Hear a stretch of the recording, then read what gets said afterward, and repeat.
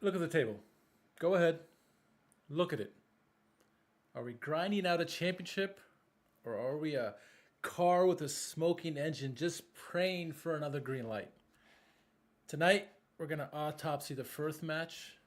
We're going to take a look at the Kevin Muller era and roll out our final 10-game panic meter. Where are you on a scale of 1 to 10 with our last 10 games? Let's get into it.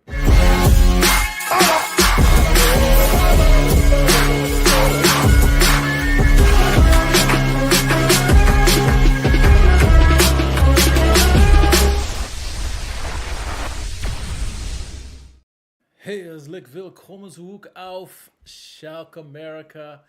I'm your host, Richard. No Jack tonight. Our schedules are busy. I actually almost didn't make the podcast tonight, but we're on nonetheless. And it's not a victory Monday, is it now? We drew lowly bottom of the table Greuther Fürth 1-1. We pulled out a draw. Not the ideal situation to be in this game. Interesting to say the least. This whole weekend was interesting. Results going all kinds of different ways and whatnot. But let's get into our game because we got some stuff to talk about in our game, which is against Greuther Fürth. We'll look at some of the results of the rest of the league and how does the last 10 games, how do you feel about the last 10 games of the season on a panic meter 1 to 10? We'll go through each of the games real quick and give a ranking. 10 being deathly afraid, 1 being, hey, it's easy peasy, right? But let's get right into the lineups in this one. The home team would be Greuther Fürth. Pretty standard lineup. Some guys you want to give a shout out to.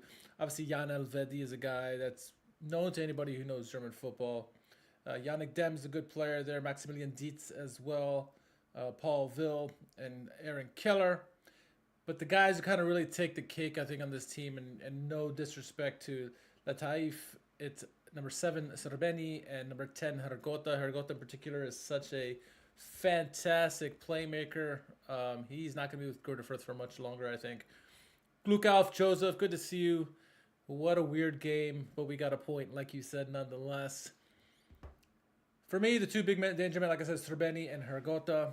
When you look at our team, it's second game in a row for Kevin Muller to get the start over Loris Karius, who's back, isn't quite ready for full participation in the game. But we got Kevin Muller back again. Gave it 3 goals in the last game, but were they his fault? No, it was really the defense, right? Back four hasn't changed. Timo Becker, Nikola Katic, Hassan Kudachai, and Musa Ndaye. Midfield untouched from the last game, really. El Fawzi and Schallenberg in the holding pivot positions with Muslić, Karaman, and Aouchiche on the left wing with Edin Džeko leading the way. Solid lineup for us. It's as close to being top as we're going to get. It's going to be interesting in the next game against Bielefeld without Katic. He's out in suspension, I believe. But overall, when you look at the lineup, not that bad, honestly. Not terrible. And you wonder how we're going to come out in this game. I thought early on we looked pretty decent. Right? You saw Džeko, who has been our main talisman since his arrival, really early in the game had a nice little pass. He was trying to be distributor in this case. Nice pass into the box. I think it's for Muslić. Keeper did really well to come out and punch it out, really. I thought Schalke did really well with the press, causing a lot of turnovers by the home team. A couple of times it looked very shaky. The ball would go back to the goalkeeper, Prufrock, and one time Edin Džeko nearly scored a goal. That would have been something there had he got that into the goal. It would have been embarrassing for the 21-year-old goalkeeper. But they kind of weathered the storm. Schalke started growing in confidence a little bit. 9 minutes in, Džeko had a really good shot that the goalkeeper made a really strong save, kind of boost his confidence in there. But shortly after there, it's the two danger men that we talked about at the beginning of the show, Hrgota and Srbeni. Hrgota doing his thing, such a fine player, crosses the ball into the box, finds Srbeni, puts it past the keeper Muller. Curious what Jack's take would be on this. Curious what anybody else, listening to this or watching this, thoughts on the goal here. I kind of feel this is my initial take is lazy defending from Katic. He was more worried about the ball than worried about where the player was. Sperbenny was in his front of his face where he could see him. Didn't make an attempt to kind of defend him at all and just hoping the ball gets to him to clear it out. And it was an easy play for Sperbenny to just put it in the back of the net there. So, as Joseph said, we need Karius back. We do. We do need Karius back. And it's not that Kevin Muller is doing it bad by any stretch. I think Karius has added another level of comfort in the defense back there. Now, granted, the defense has probably played better tonight than we did against Magdeburg or as of late in the last 2 months. But it's sloppy defending, I think, in that first goal. Not the way usually we want it. Not usually. All the time we like to be the first ones to score the goal and get off on the front foot and then really set up in the Muslić system. Going down early is not ideal. We have had to do it several times this year, so good to go down so early. Not good at all. And it feels like Groundhog Day. We're a month removed from real Groundhog Day here in the States, but it's that right back position we keep talking about. And at least early on, Becker seemed to be getting torched a couple times, several times, I would say, in the first 20 minutes. Katic had to bail him out at one time in particular. I remember Katic berating Becker for missing a play that he had to come and clean up. So Becker looked a little shaky early on. He would right himself as the game went on. A Singer says, we saw before the goal already 2 similar plays and should have been warned. Yes. And that's what's weird. That's worrisome about for me, is a lot of these teams are giving us these warning shots and, hey, this coming. You should see this. And instead of like adjusting in game, we don't do that. And they just continue doing the same thing and boom, they make us pay for it. So they go up 1-0 in the first 12 minutes of the game. And what was evident as the first half was going on is, Džeko Karaman, Muslić, Aouchiche, they looked so good in that Magdeburg game. Looked like we had a new revival of an attack. For the most part, non-existent, at least in the score sheet, not so much, right? And what was Gorda Fürth doing? Well, they were clogging the middle, the midfield of the box in particular, putting a lot of bodies on Džeko and knowing where Karaman is at all times, not really giving them too much space, playing that low block system, really doing it successfully. And, for us, it's worrisome as this is the worst team in the league, and it's a 5-horse race now in the league, and we play the other 4 teams still to go. We play 2 other top 10 teams down the stretch. It is a gauntlet. So if those teams are smart at all, they'll watch what Gorda Fürth did and try to do the same thing to shut down Džeko, who really has been our key guy since joining us in January. But we finally almost broke the deadlock there in the, it was like 36 minutes, about 10 minutes before halftime. Aouchiche gets the ball, crosses into the box from the right-hand side, off a broken play. Karaman gets an opportunity, get a goal, and he whiffs. And we've seen, I think that a little too often lately with Keenan Karaman, where he has a golden opportunity and whiffs it. I'm not going to diss the guy because he had 2 goals last week. But it seems like he's missing more lately, and he's getting a lot of opportunities, so maybe that helps for him. But he missed a golden opportunity there to make it 1-1 the first half. Good play by Aouchiche.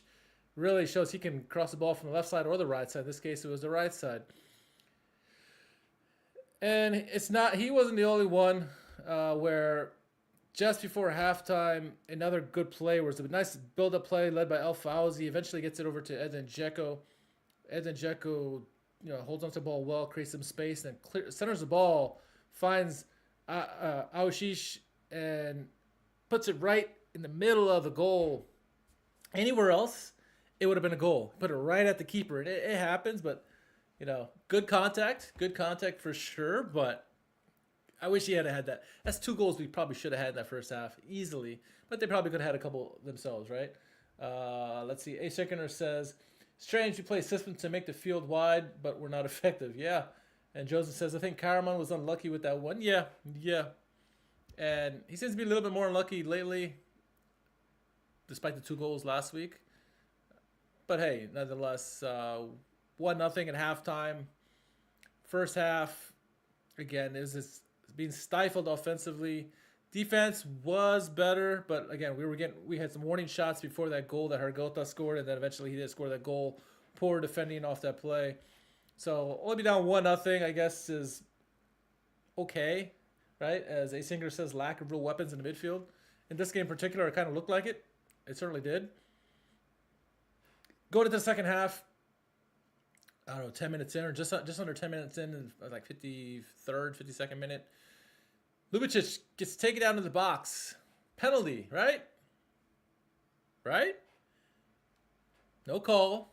No VAR, at least as far as I could tell. Maybe they did go to VAR and didn't know, but no VAR check whatsoever. At least it didn't seem like it. And you look at the replay. Did Muslić go down soft? Sure. Ryan says it did get checked by VAR. Okay, fair enough. It kind of looked like a soft. I would say he did get touched. Am I okay with it not getting called? I guess ultimately, if VAR did check it, fine.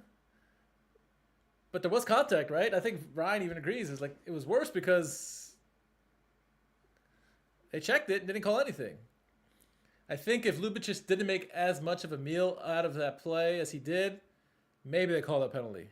Maybe. I don't know. The calls seem to go against us at times. We've been lucky at other times as well. But didn't call it. It was kind of surprising that it didn't get called. A couple minutes later after that, Aouchiche playing distributor once again, gets the ball in. Muslić misses the ball this time, misses the shot. So there's another opportunity we missed there. Got to do better. We got to be more clinical in our opportunities. As good as we were last week against Magdeburg and being clinical, this game and many games, we haven't been really taking our chances when we should have. Second half seemed better than the first half until, the 67th minute, right? When Greuter first scored their second goal. A little bit of confusion because Schalke's screaming all kinds of offsides, handball, penalty, this and that. And it took a while for the referees to make a decision there. Ultimately, went to VAR and it showed that Srbeny, the guy who scored the goal off his back, he was offsides. A poor call all the way around. I mean, did Katic go down too easily on that play? I don't know. It could have been a foul against Srbeny on Katic. But Srbeny was offside, so they did call that. I think regardless whether that was a goal or not, yet again, poor defending. It's set pieces once again that used to be so good for us. And at present, it's something we're struggling mightily, and we need to figure out something. But we got spared there the blushes where it was a good correct call, offsides by Srbeny. But it covers up the fact that we had really poor defending on that play as well.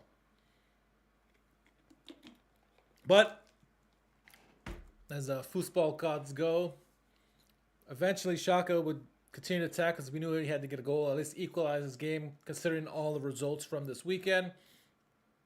And 75th minute, I think it was 75th minute, 74, 75th, 76, something like that. Džeko gets the ball top of the box, goes for a shot. It gets blocked. It kind of rolls back out, way out of the box, probably 30 meters out. And then Muslić steps up and unleashes a howitzer past the keeper. A worldy of a goal there. What a goal by Muslić to score a goal. It was great. When you watch the replay, you see Schallenberg have the goal celebrated by himself. And I'm like, what the hell's he doing back there? But I guess he was off the pitch waiting to come back on, or he just got subbed out.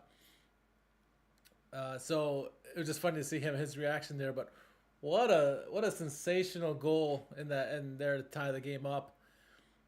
We had some other chances in the game. The game ultimately ended 1-1.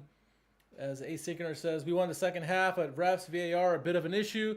This weekend, average score was 3.9 out of 6. Good. 1 good, 6 equals bad. Only 3, score 3, really an issue.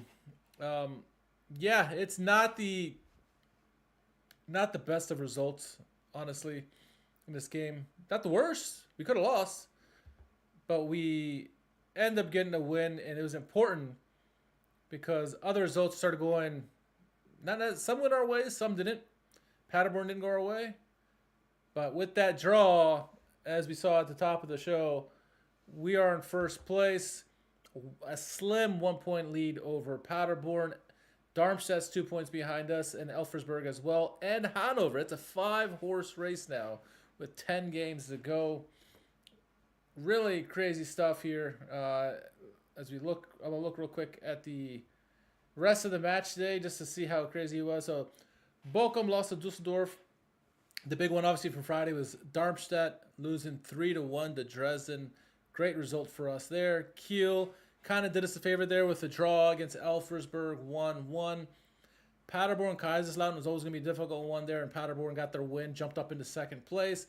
Hanover also beat Bielefeld, which tightened that grip on the race there, and then obviously us for 1-1. Karlsruhe did get their win against Magdeburg. Nuremberg lost to Hertha. The Nuremberg's in the top 10, and then Braunschweig and Munster obviously round out the match week. But of all those results from the weekend, we needed that draw. We needed that draw at minimum just to stay at the top of the table. Had we not got the draw, we would have still been in the mix. We would have been technically second, based on goal differential or tiebreaker against Paderborn. We want to be in the top 2. We don't want to be in that third spot just because historically the third place team has not fared well in the playoffs. So you want to be in the top 2 spot. Now it's 5 teams and 2 points with 10 games to go. It's wild. It's wild. Game overall was okay. Ljubicic, for his credit with his goal, he got the kicker team of the week. Really the only player, I think, for Schalke that would have deserved it. I mean, if you look overall at the game and the lineup in this game, Mueller, I think Mueller was fine.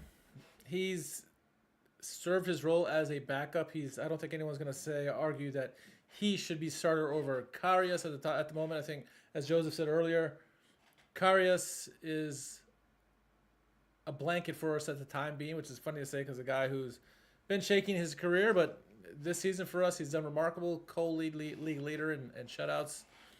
Mueller did fine. He probably had a questionable goal that he gave up in the Magdeburg match, at least one of them there. In this game, though, the goal that Serbeni scored, I blame it more on the defense than I do Mueller on that play. Could he have done a little bit more? Maybe, but I think Mueller's been fine for us. He looked better in this game than he did in the last game. The defense overall, Timo started out very shaky, got stronger as the game went on. I think as a core, the back four were much better than they were against Magdeburg. In the midfield, as A. Singener says, it just seemed to lack any real talent in this game. At least we saw some glimpses of El Fauzi going through people. You saw glimpses of Karaman and Aouchiche going through people. Ljubicic got his goal, obviously, and Schallenberg's a little quiet, but still needs to improve. And Džeko dropped off at times to try to help out with that, but it needs to do better. We need to have more of what we saw against Magdeburg than we did against Greuther Fürth, and it's 2 of the worst teams in the league there. So, Asikra says he was substituted by Ljubicic, the goal scorer. He did it on the 6th position, which Schallenberg never does. Good trainer decision. Yeah, I mean, if that's the case, then yeah. Ryan says Karius might win us that game, but Mueller didn't lose us that game, if that makes sense. It makes 100% sense. Yeah, I don't blame that game, the draw, on Mueller at all. I think he did his job fine as a backup. Did his job. Made the stops when he had to.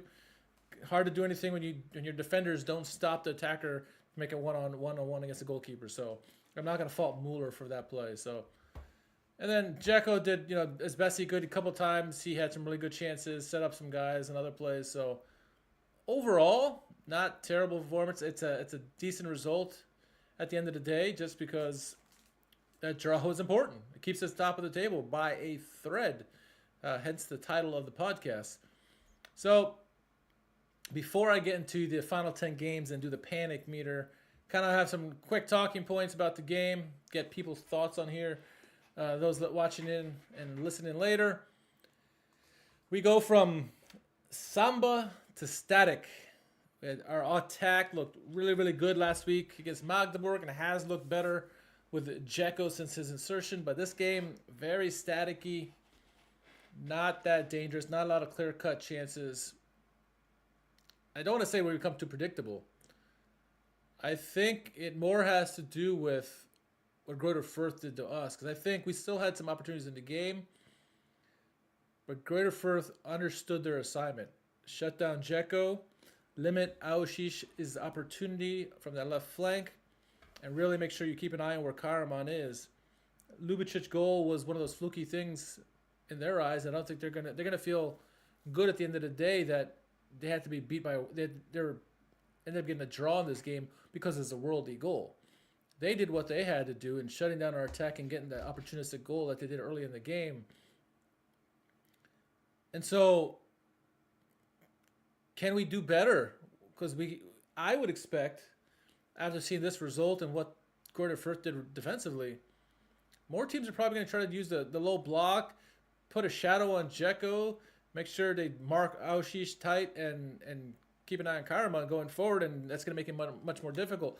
Making sure that we need guys like a Ljubicić, El Fauzi, Schallenberg, other guys, even the wingbacks like Ndaya and Becker, to really step up and contribute offensively, because those other three guys are going to get shut out ultimately, and we need to do better play. And we saw a couple times in the game where those guys, El Fauzi made a brilliant run in the second half to kind of set up Ljubicić, or set up Džeko to Aouchiche in the middle there. That was a play that somebody who wasn't being marked, where the Greater Fürth said, yeah, you have the ball, see what you can do with it. He nearly set it up there, got out to Džeko, and ultimately got it done. So other guys have to step up, especially coming here down the stretch. We'll see if other teams pay attention to this. Not every team plays this kind of style where Greater Fürth bottom of the table, they're trying to get all the points they can. And so typically teams at the bottom of the table are going to play that low block, park the bus type defense, making it difficult. Usually teams at the top play more open. They have good defenses, but they're not going to play as Greater Fürth did in this game. So we'll see if other teams start adapting. Some curious people thinks in here. It says it was just one of those games. If we played it, I think we win 8 times out of 10. Yeah, I'm with you there, Ryan. Our game plan was not effective. It certainly wasn't. I don't think we adjusted well, but ultimately did get the goal, fluky goal, if for all that matters. But to counter that, Ryan says not to give too much credit to XG, but it was 0.68 to 1.95 in our favor. Interesting. You're watching the game. Can I see that? I guess I can see that, right? I can't think of, outside of the early parts of the game, Greater Fürth didn't look too dangerous, as opposed to we had some quality chances. I mentioned a couple whiffs that were wide open there for Karaman and Aouchiche. Džeko had a really great opportunity in the first half. There was another good opportunity in the second half, so I can see that. And the chat says 3 defenders around Džeko. Džeko stayed in the center. Should have been more mobile and shake up the defense. Yeah, I think I would. The one thing about Džeko I will comment on this game is that this is probably the one game outside of the first 20 minutes where Džeko normally drops in deep into the midfield, Karaman too, to kind of collect that ball and then spread it out. Jack and I talked a lot about it in the last couple of weeks. He didn't really do that in this game. He kind of stayed up the top and kind of relied on other people to do that. So I'm with you on that play there. Brian says, we had so many opportunities, but the execution was just poor. Absolutely. Karaman header, Aouchiche shot, yep. Ljubicić's goal was probably the lowest XG out of our chances on it. It was a worldy, lucky shot for sure. If he does that shot 10 times in a game, one of those is going to be on target, and that was the one that went in. So something to keep an eye on with the attack and how other teams defend us. Do they take this low block, clog Džeko type defense? I'm going to say Bielefeld might, but I don't expect some of the teams in the top 5 to do that, or all the teams in the top 5 to do that. I expect them to be at times to do that, but I think overall they have better defenses, better midfield defensive abilities, and so you're going to see more team efforts by them in a different shape where they clog the midfield more so than the defensive box, but we'll see. It'll be interesting to see. And Ndaya 2 up high, 1-0 out. Yep, he was out of position. He certainly was. So let's talk about the defense here. We've talked about how bad our defense has been. And then we give out a goal in this game. Is that us playing better, or is that just Greater Fürth not being good enough? It seems like every team that we played over the last 2 months, including Braunschweig right before the break, they just did whatever the hell they want with us and created some opportunities. But even Ryan just said, the XG for Gorda Fürth was 0.68, so it's okay, nothing great. I think every team we played up to this point probably had closer to 2 XG. So is that Gorda Fürth, or is that us playing better defensively? We saw in previous games, matches on the right side, Timo 2 up high. Yeah, Timo got beat a lot early. I think he adjusted well as the game went on. Maybe he's got tired of Katic yelling at him or Muslić yelling at him. I think he did better as the game went on, and Daya as well. Both, a little way too high. At times we get too cocky, and I think that's one of our downfalls is we press it way too high, and Katic and Korchai included, and all of a sudden it's a counterattack, and you got Katic and Korchai trying to keep up with fast wingers on the opposition, and it never works in our favor. We did better in that regard. We still got to do a lot better. We gave a little bit too many opportunities in this game, but I think overall, Katic had some weak moments, but overall, as a back four, I think it was a much better game outside of the first goal in the first quarter hour. I thought as a team, defensively, good pressure, especially that first 20 minutes, causing a lot of turnovers. Shutting the ball carriers down immediately, not giving them any room. I wish we kind of went with that mentality for the rest of the game. That early goal probably has something to do with it. As good as Katic and Korchai played in this game, and Timo Becker and Daya overall, set pieces still tend to be a huge issue for us, and I don't know what the issue is there. It was like, just mark somebody and get it done. I understand if there's a goalkeeper coming in, an extra person in the box, and he's unmarked, but like you should know who everybody is and whether they're playing. I gotta look back and replay, see if they're playing more zonal or man to man. Because whatever they're doing, they're not doing a good job. That first goal wasn't necessarily a set piece. Poor marking by Katic. Second goal, or near second goal, was really poor marking there. Luckily, the offsides spared us the blushes there. But outside of set pieces, if you talk about in-game play, I thought it was much better. Left things to be in front of us. Good help by Ndaye. Korchai looks strong, especially with Katic not looking as strong. So let's see how it goes. Again, Mueller I thought did fine. Good backup. I'm really hoping, I haven't seen any of the latest news, but I'm hoping that Karius is ready to go for this next game. We certainly need him. We certainly need him for the game against Hanover, but Arminia Bielefeld, it'd be really nice to get him back in there. If the defense could play something like this with Karius in front of them or behind them, I think we'll get a good result in that game. Fürth in the returns table doing well. Less goals against. We can see more goals. There's 11 others in the return table. Gorda Fürth has more goals than we do. That's crazy. Goals for. It's crazy. What other talking points I want to talk about? Probably my last talking point before we get into the panic meter, the remaining 10 games, is this psychological trap where top of the table could easily be fifth. This comes down to how you do against your rivals, direct rivals in this case, and those being the teams in the top five. I'm talking about Paderborn, Darmstadt, Elversberg, Hanover. We still got them to play. How we do them direct to play is going to be huge for us to see if we make this a promotion year or another year in the Zweite Liga. Nobody is on a run at the moment. It's what you would expect of the Zweite Liga. Everyone is beating up everybody. Darmstadt saw that. We saw that. I mean, Hertha beat Karlsruhe, or Nuremberg, excuse me. So everyone can beat anyone at this point.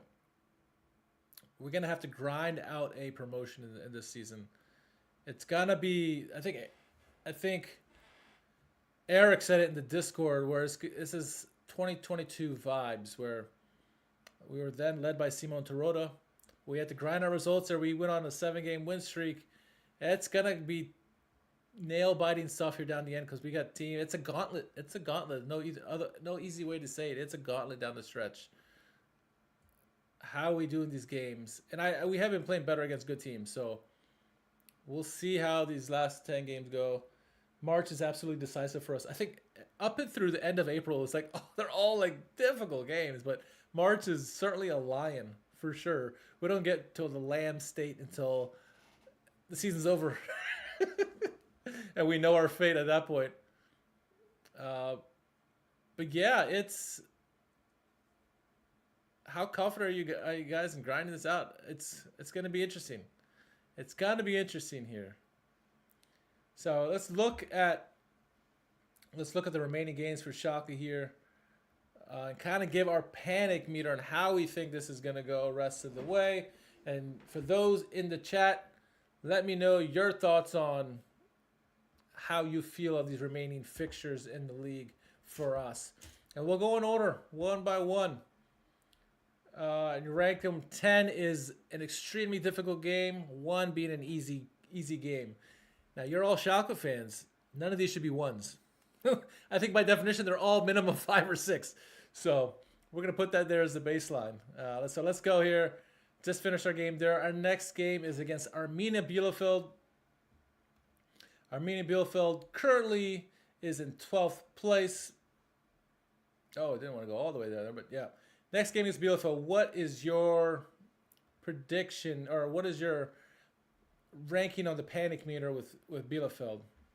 Scale 1 to 10. 1 easy to go, and then big 6-point games. Bielefeld, I mean, Greuther Fürth should have been an easy game. And by easy for Schalke standards, maybe a 4. And it certainly didn't happen that way, did it? But Bielefeld, it should be winnable. It should be winnable. Panic meter is too high for Bielefeld. My panic meter for Bielefeld is, I'll put a 6. 6. I'm not bad. Ryan says, or Joseph says, I believe we can rise to the occasion. If we don't win, it goes up to a 10 out of 10. I mean, yeah, for sure. For sure. Because I'm sure other teams will get results as well. We can go match day by match day if you want, but that's a little much for this podcast. So mine is a 6 out of 10 in this game. It's a game we should win, but there's enough, considering how we played against Greuther Fürth, how it was helter-skelter against Magdeburg. Anything's possible with Schalke. And so you got to be prepared. At least we're at home against Bielefeld. So that's a 6 out of 10, and that's a low score for me. That's as low as I'm going to give probably. All right, next game after that. It's a primetime game against Hanover. By the way, Friday's game is the game is on Friday against Bielefeld. So, Isaker says we have to play nearly all teams in return table. Done the ones below. Yeah. Of course, if we don't win, we're going to demolish Hanover and Darmstadt because Zweite Liga shenanigans. Yeah, that is the truth. That is the truth. But Hanover, they're currently 5th in the table, but they're 2 points behind us. Hanover,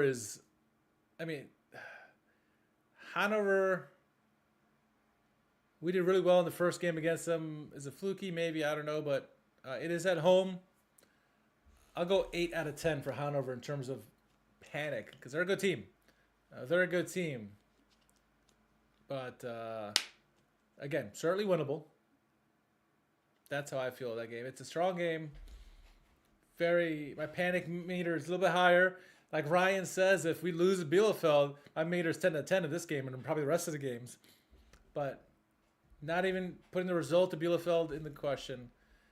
Just looking at Hanover as a team presently, because things change obviously week to week in the league. I'd say Hanover's like 8 out of 10.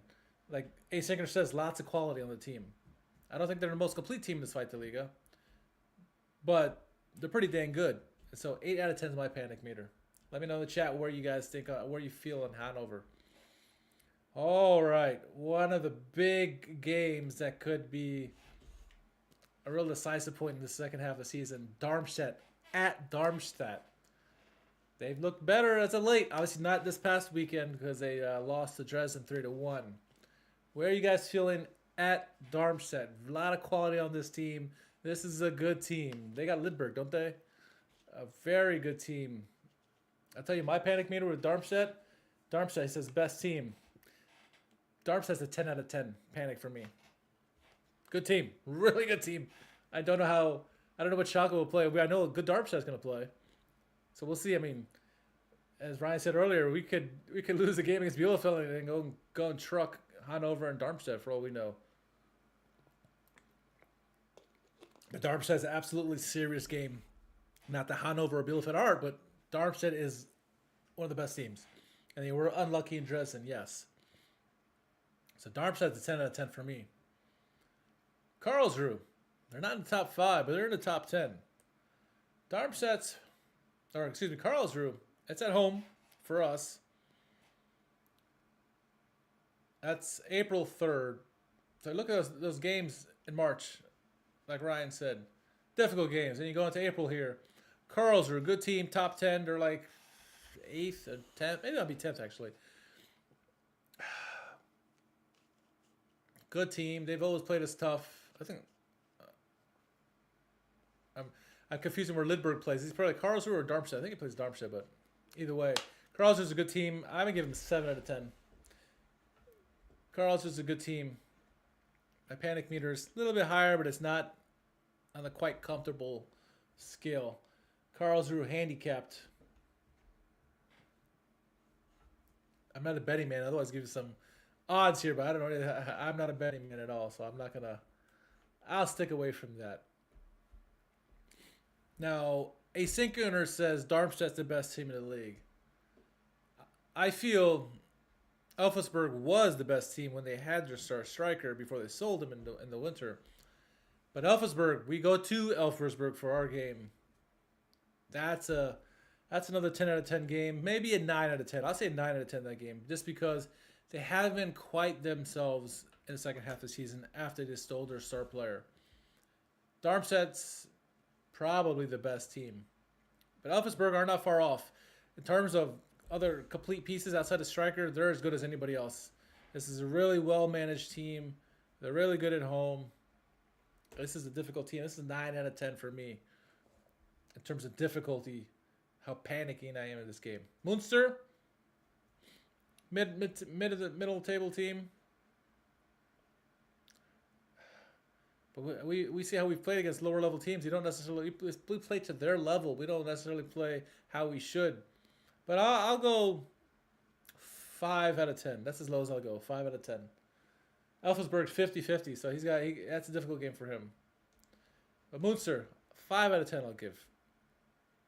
All right, Paderborn, currently second in the table. Another good team.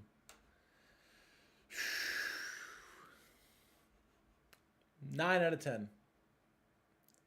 9 out of 10 in terms of panic against Paderborn. They're a really good team. Really good team. All right, keep moving on here. Dusseldorf. Dusseldorf is in the top. Are they in the top 10 or no? They're just outside the top 10. It's a local rivalry. They've had our number in the last several years. I'll go 7 out of 10. 7 out of 10. Paderborn, the real best. I wouldn't fight you on that. I won't fight you on that. Paderborn's a really good team. Dusseldorf, just because it's a rivalry game, I say that's a 7 out of 10 in the panic meter. It's a good team. But Dusseldorf improved, new management. That's what worries me. That's why they're a 7, not just a 5. Our friendly rivals, our friends at Nuremberg, second to last game of the season. Hopefully, we're in a position where they just let us win the game. Based on how the trend has been, you would say this is a low score, 5 out of 10, but I mean, I'll say 6 out of 10. It's not a bad team at all. It's a pretty good team. They're in the top 10. They're 7th or 8th, something like that. They're a good team. They just lost this weekend, but they're a good team. I'll go 6 out of 10 for Nuremberg. Side note, do we know when they're announcing April fixture times? I would imagine, I don't. A Sinkener might, or somebody else in the chat might. If I were to guess, I would probably say by the Darmstadt match. You got the international break there, so that's probably a time where they're going to do it. I would say around the Darmstadt week, but some of the chat could correct me here. Nuremberg, all depends on conversion opportunities, tactically very strong. I agree. And then the last game of the season. Now, if you just look at Braunschweig, you say, oh, it's a 5 out of 10. It's a game we should win. Now, we didn't win in the first half of the season, right? But what all matters in this game is the table.